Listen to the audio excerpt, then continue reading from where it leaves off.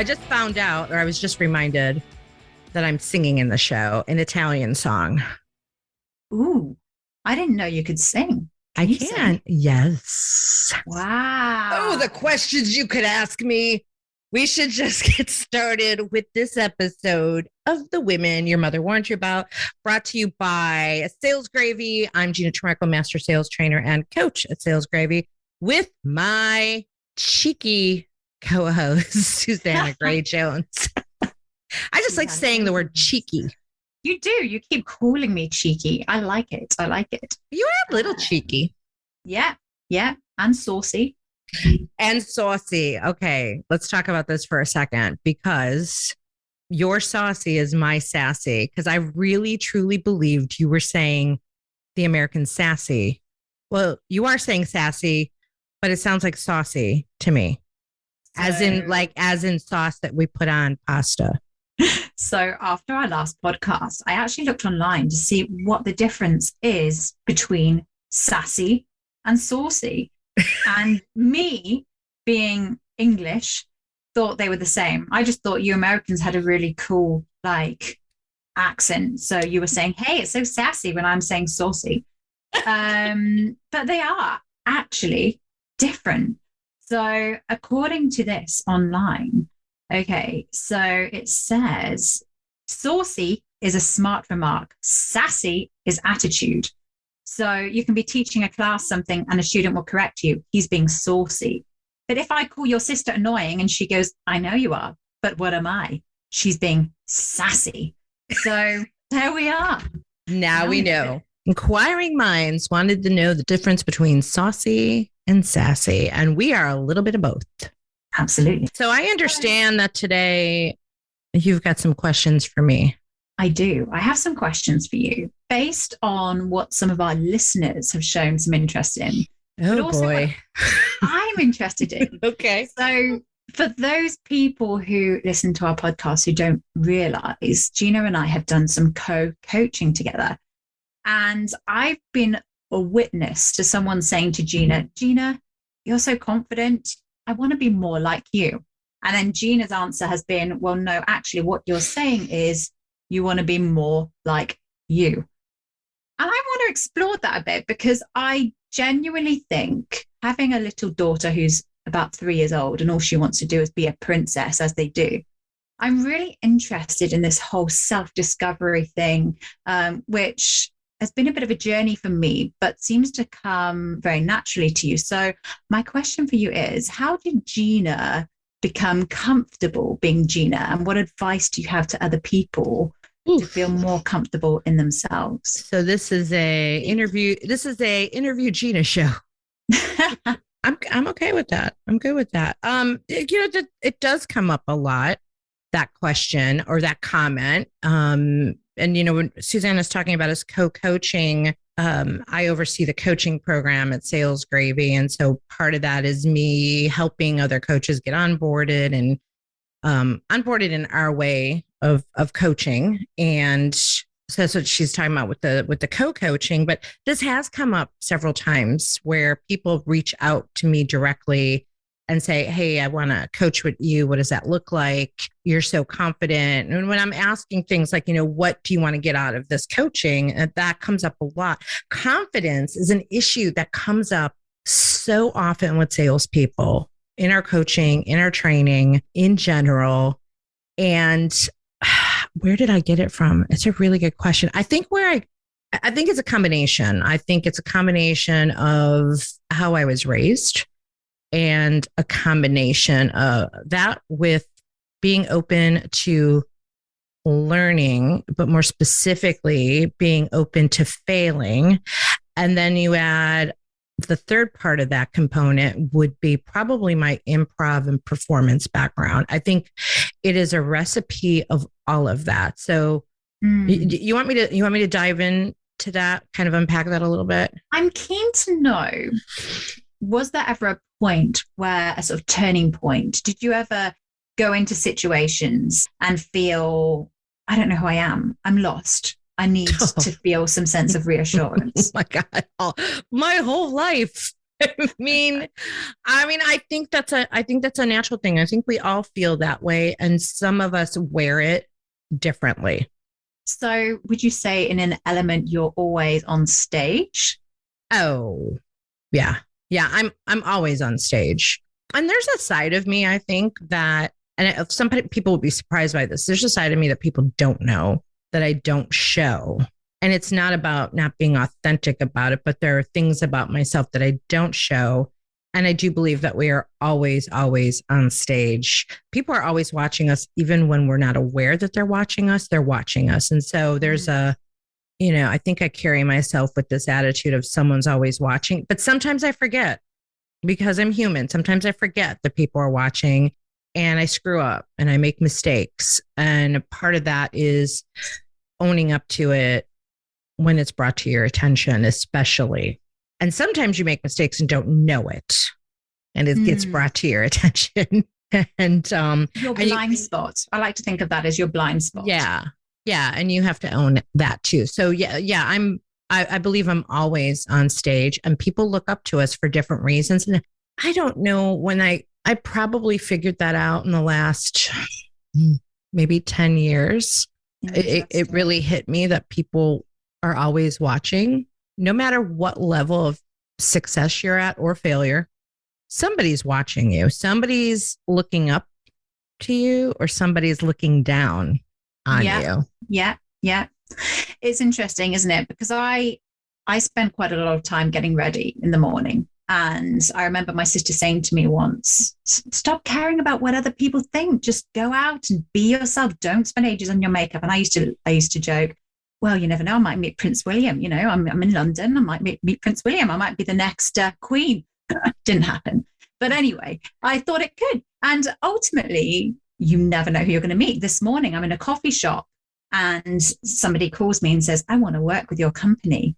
Where are you? And I'm like, I'm 10 minutes away. He's like, come to my office now. So I got into the car, went to his office. Luckily, I looked presentable. You can just never anticipate any kind of situation, can you? But I think coming back, I thought what you said was really interesting. You said over the last 10 years, you started to feel more comfortable in yourself. Were there any kind of inner truths that you had to kind of confront to get to that point?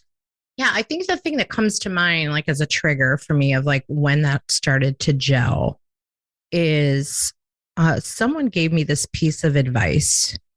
I think of her as my surrogate mom.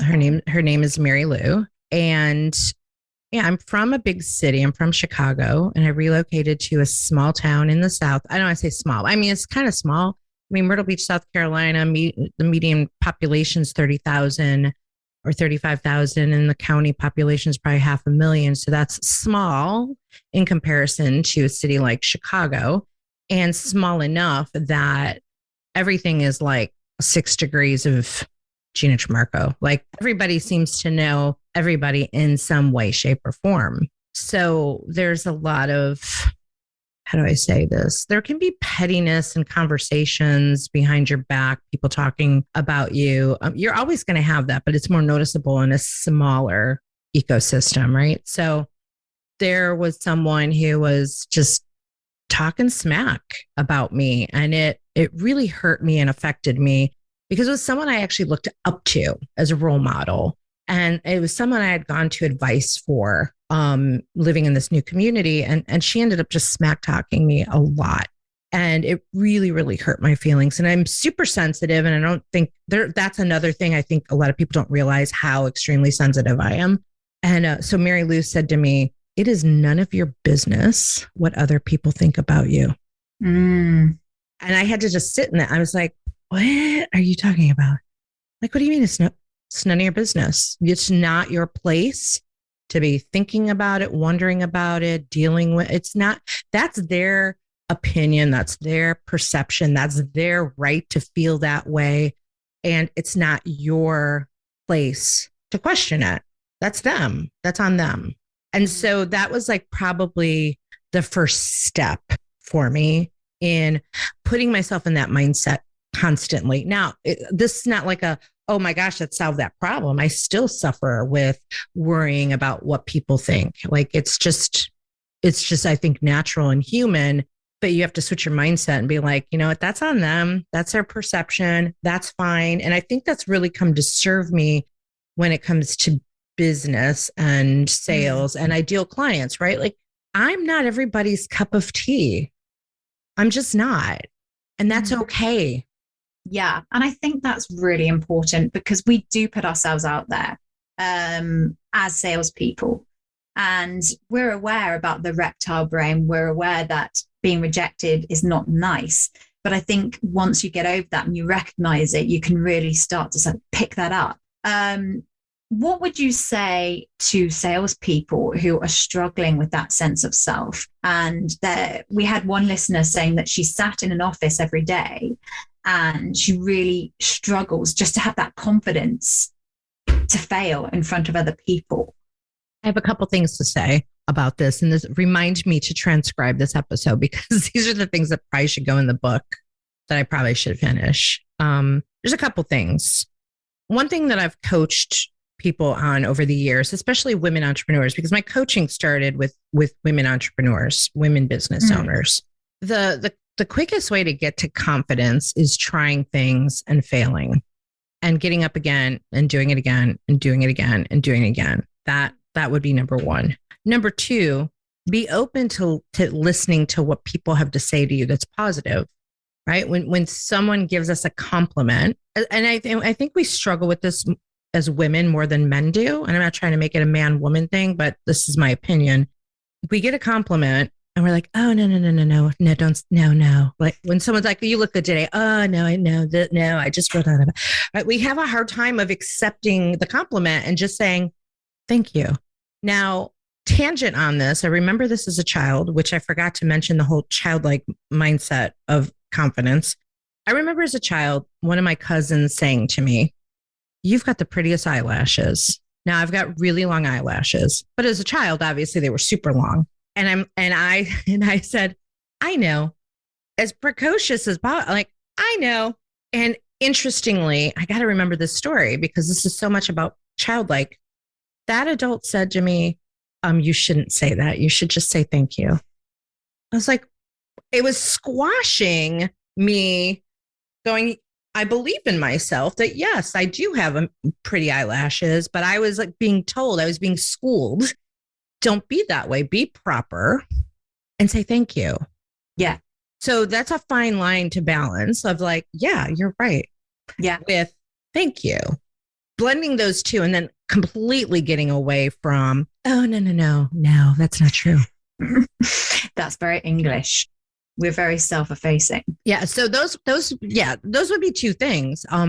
You've got to put yourself out there and try and be vulnerable and be willing to make mistakes because someone is actually looking to you to do that. And you're actually inspiring someone else without knowing it. So if you have this attitude of like, I'm failing for the purpose of other people succeeding. Ooh, I just came up with that. I'm failing for the purpose of other people succeeding. Something happened last week. Right.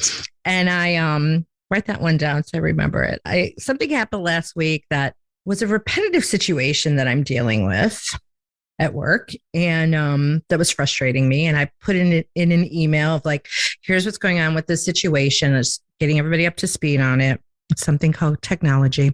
Mm-hmm. And I signed it, your favorite big mouth. And so one of our colleagues messaged me back with like, hey, big mouth. And I owned it because I'm often the squeaky wheel troublemaker sometimes. I think I'm perceived that way. Let me put it that way. Because I voice my opinion and my thought, or I share information that others are afraid to share. Does that make sense? Where I'm like, wait, why is not everybody sharing this information that this is something that needs to be, fixed or taken care of or improved? You speak out. I speak out because I don't have bad intentions ever. I always have good intentions to move things forward, to make things better. And the only way you can do that is sometimes to speak out, because if you're too afraid to speak out, change isn't going to happen. Exactly. And I think sometimes it's like in school, the kid who puts their hand up the most to say that there's a problem is often seen as the problem kid. Yeah. Were you the problem kid at school, Gina? Hell yeah. Yeah, I was that kid that there's a meme on this on social media. I was that kid who, on every report card or every parent teacher conference, it's like, Gina's very smart, but she talks a lot. I was that kid, right? I was that kid at the back of the room. So I think there's a piece of that I do believe is genetic. Especially all the research that I have done recently on creativity and the fact that children are born geniuses, and by age 5, they're 98% genius, but by age 15, they're 12% creative genius. And so much comes from our childhood, I think, and it's interesting what you're saying about you that was there when you were very young. Mm-hmm. And do you feel that you said in the last 10 years you've changed a lot, but do you feel like there was always a bit of Gina that you say loudmouth, but had a lot to say?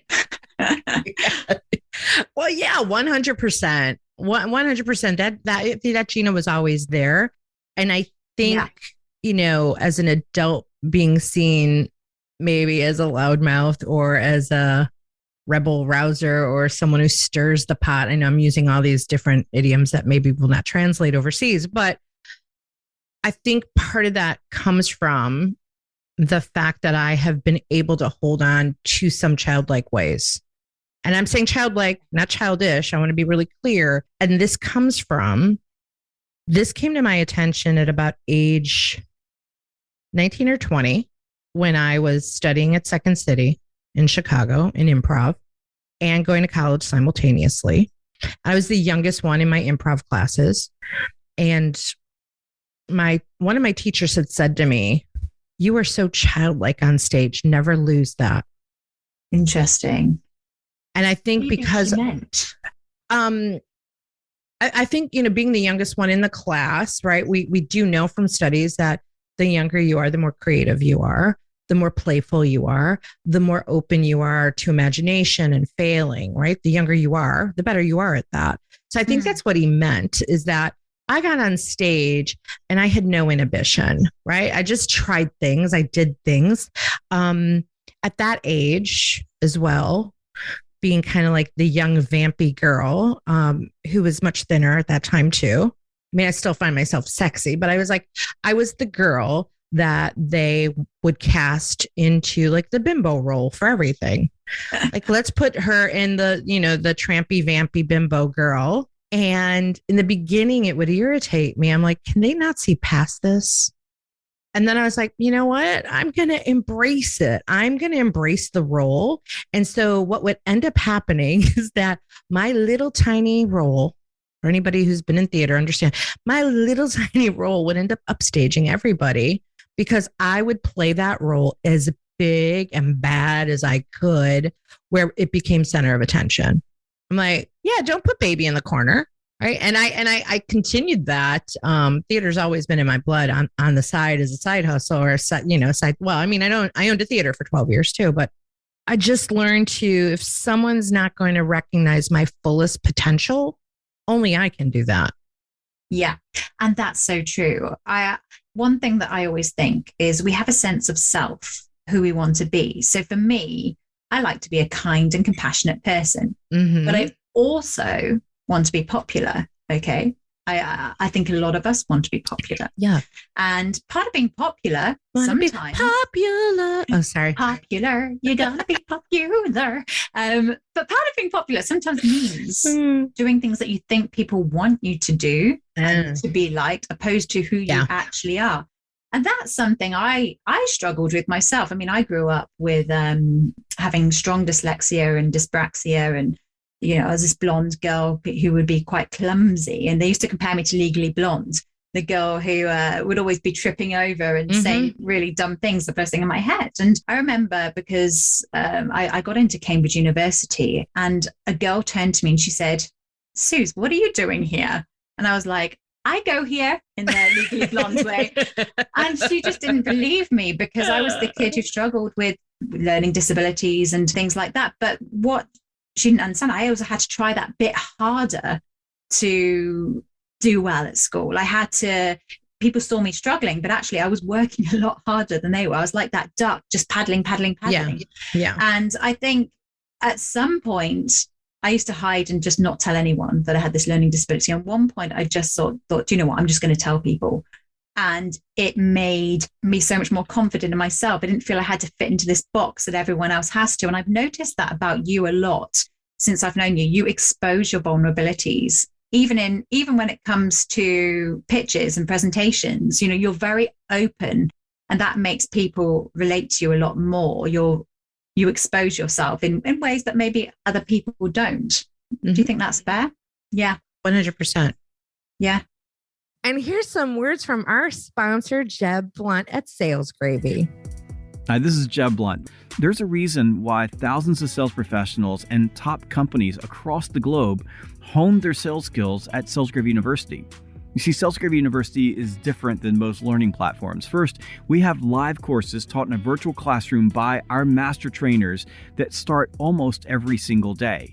And our e-learning platform is populated with hundreds of hours of sales training content produced by some of the top sales trainers in the world, including Gina's spontaneous selling course, which is worth checking out. Now, I've got some good news. If you've never taken a course on Sales Gravy University, if you're a new user, you can take your very first course for free. That's any course on the platform, absolutely free. Just go to learn.salesgravy.com. That's learn.salesgravy.com, or click the e-learning tab in the top menu at salesgravy.com. Pick out your course, and when you check out, use coupon code FREECOURSE to get that course for free. That is free course to get your very first course for free.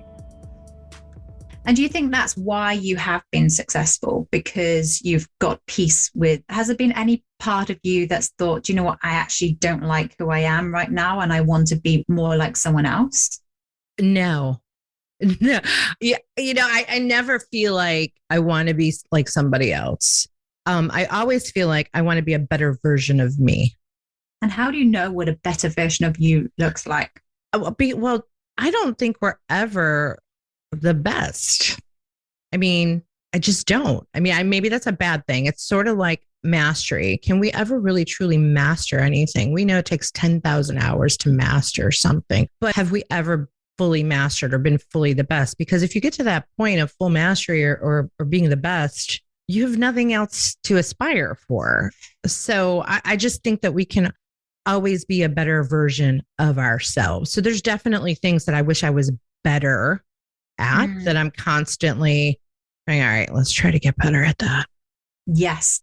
And I think a lot of it comes down to forgiving ourselves as well, because we talk about the reptile brain. We react in ways that we're not proud of. We can always think of, okay, I might have had a bit to drink that night and said something I shouldn't have said.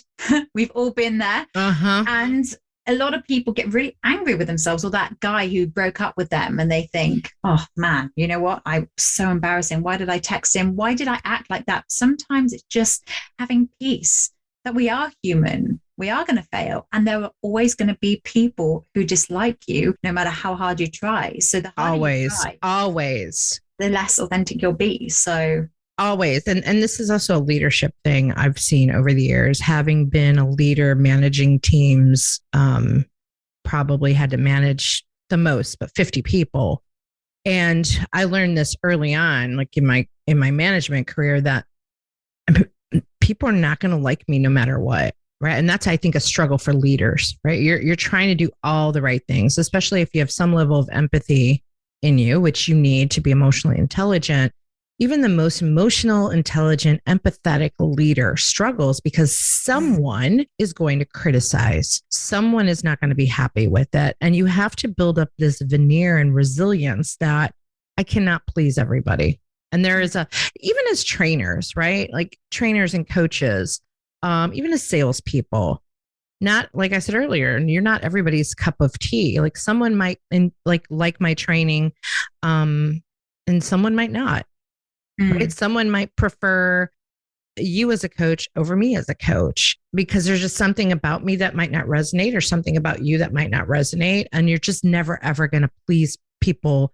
I don't think 100%. So I think we have to constantly be in the mindset of perfecting who we are and what we do to be kind of in that winner mindset, which makes you an ultimate, an ultra performer in anything that you're doing, and be willing, see failure as an opportunity to like find other solutions, create new things. Like sometimes I fail on purpose. Like sometimes I try things because I just want to see if it's possible. So one thing I've noticed about you is, she's probably going to take this out of the recording now because we're getting deep here. Here we go. You're very conscious about impressing your leader, your manager. That's something that's very inbuilt in you. You want to, would you say you're a people pleaser? I'm definitely a people. Delete this now. No. I'm definitely a people pleaser, but I think there's actually something deeper about it. And the reason why I say that is because I'm a huge advocate and fan of therapy. Mm-hmm. And I think that we all could use it and to be better. Like, how do we, like, I'm always digging in of like, where are my weaknesses? Why do I behave the way I do in certain situations? Like, I'm huge into triggers. What are your triggers that cause you to do things? And the one thing that I've learned over the years is that I'm very much a daddy's girl. So you could call it like daddy issues or whatever you want to call it. But the way I was raised, which made me a high achiever, is that my dad gave me a lot of freedom to do things and to try things, which is kind of interesting because he was so old fashioned Italian, which is just weird because he, when I said I wanted to go to college, he said, why? You're just going to get married and have children. And I'm like, what if I marry a loser? And he's like, good point. Right. I don't even know why I would think that way at that age, but I did. The point is that my dad gave me a lot of freedom to try things and to do things. He had me working in flea markets at age 10. He supported me trying everything and anything I wanted to try. And he rewarded me with freedom to do what I wanted to do and to be what I wanted to be. So the better my grades, the more freedom. Were you given a lot of praise? Not directly, right? Not directly. I just know that when he was pleased, he would he's kind of, it's so funny. I really learned how much my dad adored me, so to speak, after he died. Like, because his friends would tell me things and his friends would be like, oh, how's that internship at ABC? And how's this and how's that? And I'm like, how did they know all of this? And apparently, he talked about me a lot. He didn't necessarily directly praise me. So what I've learned is I don't need direct praise because I didn't get direct praise. I just got freedom to be and freedom to do. And on the occasionally you would hear him brag about me. And brag about me over my brother, which created all kinds of tension in that family world. But he kind of put me on a pedestal. Really? Yeah. Like Gina could do no wrong kind of pedestal. Not direct praise, but again, a lot of freedom. And it came back indirectly, right? Other people would tell me the things he said about me, if that makes sense. I mean, that the praise would come indirectly. So I didn't necessarily need, I guess that shaped me from childhood, that as a person, I don't need direct praise. I understand. Yeah. Right. I don't need direct praise. But I need you to trust me that I'm going to achieve and make you happy. So one thing that I think makes you stand out as a salesperson, having observed you, is you were extremely disciplined, and a lot of you. Am I? Do tell, because I don't think so, but go on. I think, you're on track for President's Club here at Sales Gravy. And I think one thing that you often say is, I'm very busy, you're working very hard. And a lot of listeners in the UK who I've been speaking to have been speaking about the challenge of working from home, motivating yourself. And Gina Tramarco is a motivated person. Is that true? Would you say? And what keeps you working hard? What keeps you disciplined? Because you're not micromanaged here at Sales Gravy. You make your own money. You can do as little or as much as you want. What's Gina's motivator? I got a couple motivators. I don't think there's any one motivator. I think you have to have a combination of intrinsic and extrinsic motivation. I like money. That's a motivator. I like money because I like to take care of myself, support myself. It's always been who I am. It's in my DNA. It's part of me. It's how I was raised. So that's a motivator. I'm on my own, right? Like out of a divorce. It's been, a little over a year that I've been divorced. There is something, scary about that when you're getting out of a marriage because, you're in a marriage and sometimes you feel like there's a comfort or a net that you have together with someone. Not true, by the way, in all cases. So I think, I'm motivated by being able to support myself, take care of myself, but also be able to take care of the people in my life that are important to me. And then I'm motivated intrinsically by competing with myself. Like I love to compete with myself to see if I can do something. Like, let me see if I could close that deal. Let me see if I could go after that. Let me see if I can create this as a solution. I was messaging you over the weekend about some ideas I have for our coaching program. I'm like, let me just try this idea. So I'm motivated by the win, if that makes sense. Yeah, no, I love that. I love that. And do you have like daily habits that you stick to, like rituals? I do have a couple of them. Sometimes they get a little bit out of whack and they're not, perfectly consistent. But a couple of my rituals have been, when I get up in the morning, I journal a little bit, right? So I journal a little bit, meaning I write down things I'm grateful for. Mm-hmm. I write down things I did well the day before. And I write down things that I want, things that I desire, my goals. So it's like, it's called the Trinity.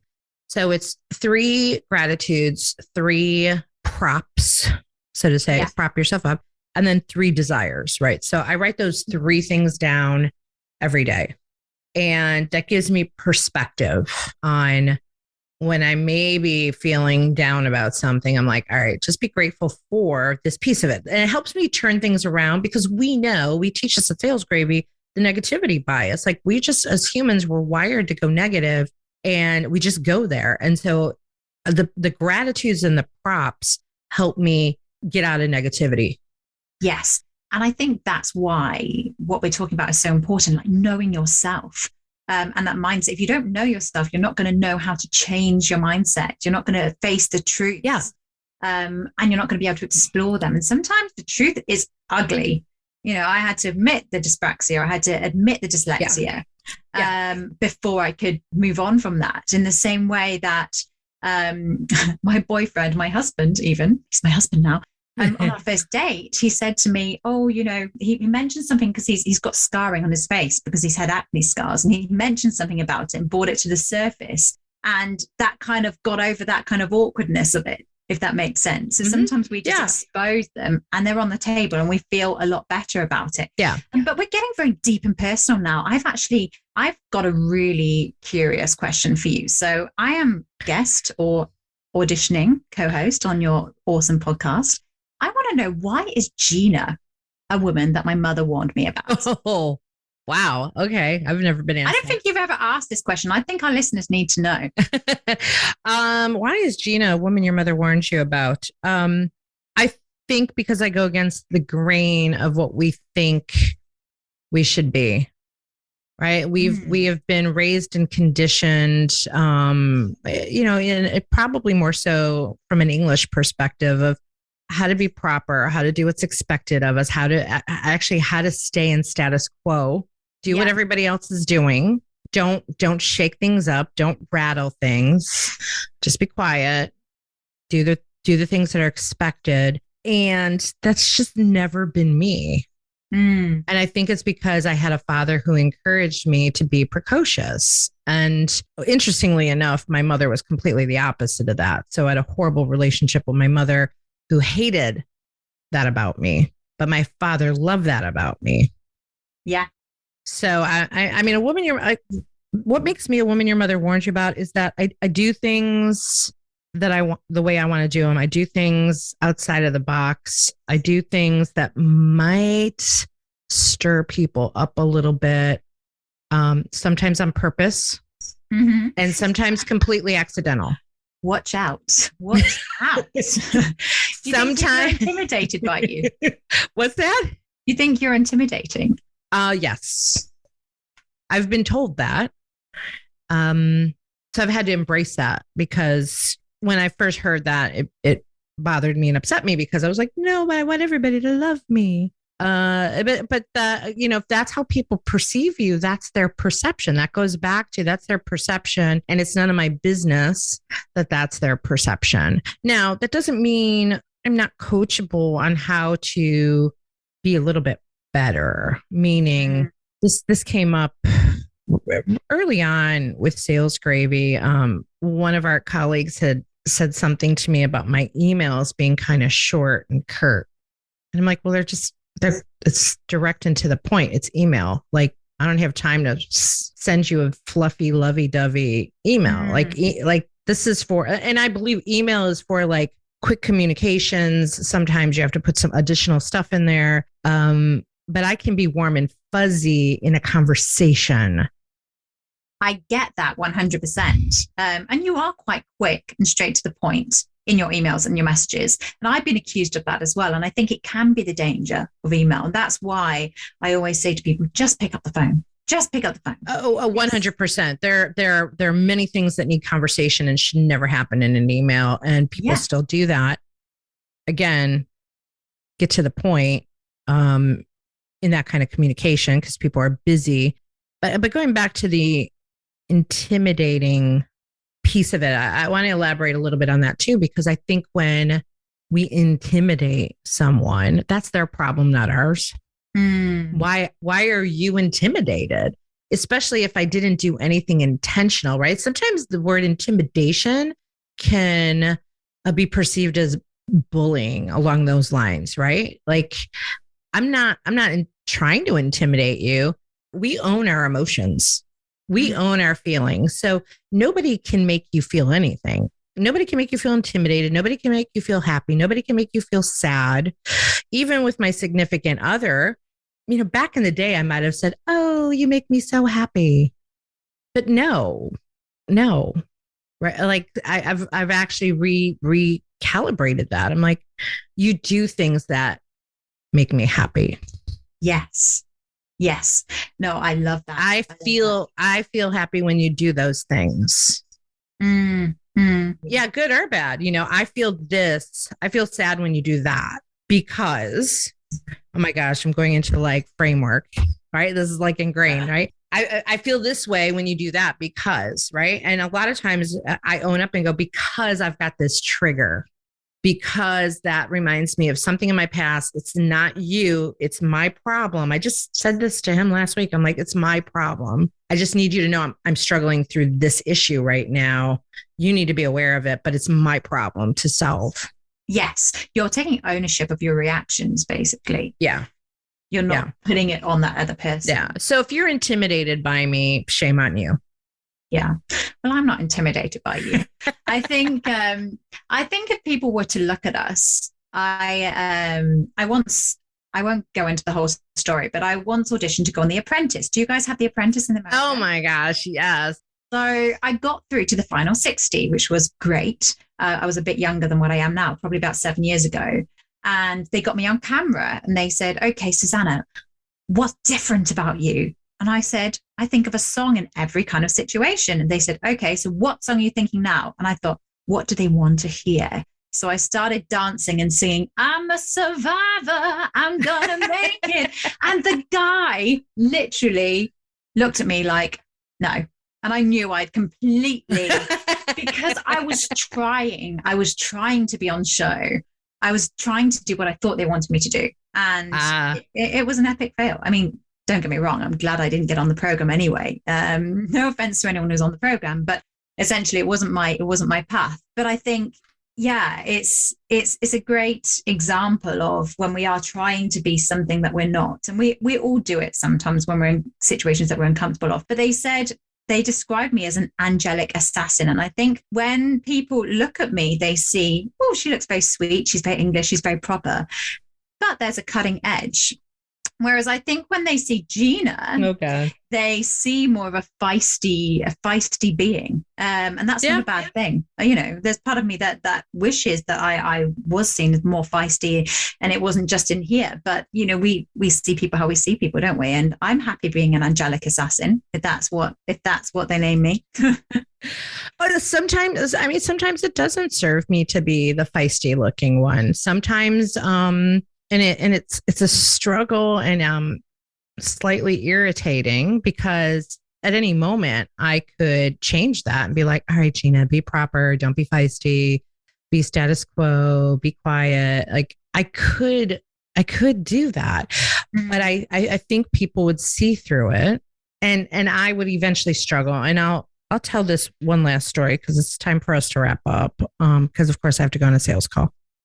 Several years ago, I'm not sure if we were married or I was just with my ex-husband. I was with him for 19 years total. Well, 18 because I had to separate. Yeah, we have to, in order to get a divorce in South Carolina, it's a long process. So he had insecurities and I think was intimidated in somewhere. It's just insecurities. I know I'm actually putting this out on air, but he doesn't listen to the show. He had said he would get really irritated with me in a small community where I owned an improv comedy theater and people knew me and I was still am very involved in the community. So I'm known. My best friend jokes about this. Like he has stickers made that say, I know Gina. He's now made new stickers that say Gina knows me. Like it's just silly. But my husband would get so irritated when people would come up to me in public places and be like, oh my God, Gina. Like no matter where we go, people know me somewhere. And it would drive him crazy. And he would say, and he owns a business too. We were both business owners in the community. And he'd roll his eyes and he'd say, can you stop talking about yourself all the time? Ooh. And I'm like, and I took it, I took a step back of like, am I doing that? And somebody else in our lives supported his comment on that, which really upset me. And because I said, well, what is your advice and suggestions? I'm coachable. I'm like, people come up to me and go, hey, Gina, they recognize me. They start asking me questions like, what's going on with the theater? And I'm present on social media. I'm like, what do you want me to say? What should I do in that situation? I'm not walking into a room and being like, hey, I'm here. Like, I'm not doing that. And people have told me this, like, I hear it all the time. You have a presence when you show up. You walk in the room and you have a presence without even speaking, right? There are people that have that. I'm not making a stink. I just walk in and people show up next to me wanting to talk to me. So he said, well, you could change the conversation and reroute it to me and start talking about me and saying, oh, do you know my husband, so-and-so, who owns such and such? Did you introduce him? Did you say, oh, this is my husband? Or usually, but I mean, like if someone comes up to you and you're in a conversation, you're not going to be like, oh yeah, hi, here's my husband. Like you have to transition organically into that, right? Like I know how to do this. It's called networking, right? So I said, okay, all right. I hear you. And being a more traditional, a little more conservative, another thing that would surprise people person, especially in a relationship, I'm like, if that is going to make my husband happy, that's what I'm going to do. So I started switching to that concept of someone coming up to me, knowing me, and I'd be like, oh, and I did that thing I didn't want to do of like, oh yeah, hey, do you know my husband? And I would just go into that every single time and put him in the spotlight, pull myself back and shut up like a demure little girl. Yes. And it was painful, not because I needed the spotlight. I felt like I was being so fake. Have you ever seen the film The Holiday? I don't think so. So the guy says to Kate Winslet at one point, he says, "You're being the girl's best friend, but you need to start being the leading lady." I feel like maybe your ex-husband thought that he was the leading actor, and he didn't want to be the best friend in that scenario. Yeah. So maybe that was where there was a conflict. I don't know. I mean, I don't know anything about your relationship, but maybe that was where there was a conflict in characters. So the point to that is you cannot try to be someone you're not to make someone else happy because of their own insecurities. You can't. And so that's why it's so important to be aligned with a person who supports you exactly as you are, or buys into you exactly as you are, whether this is personal or professional. This is why it's so important to be aligned with who's the right client for you and who's the right vendor, right? This is why it's so important to be aligned with who is the right significant other for you. There's got to be that alignment of unconditional love and likability. Absolutely. You've got to love yourself before you fall in love, but you've got to love yourself before you close that deal. I've got one final question for you. If someone was to play Gina Trimarco in a film, who would it be? I've had this question before, and it's the same answer because I don't think I have a new answer, and it would be probably Marissa Tomei. Interesting. Why?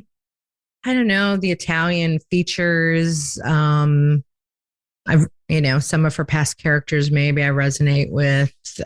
Although recently someone posted a video of, because I'm in a show right now and in rehearsals for a show. Somebody recently posted a video, actually my co-director posted a video of Sophia Loren dancing. I have to repost it. And the commentary was like, this was Gina Trimarco last night at running rehearsal of because I've never seen Sophia Loren in that where she's like literally shimmying her shoulders all around the room. And I'm like, oh my gosh, that is so me. So me. So if Sophia Loren could play me, that would be another, maybe her. Yeah. Love it. Love it. I can't wait. When's the movie out? Gina Trimarco, the movie.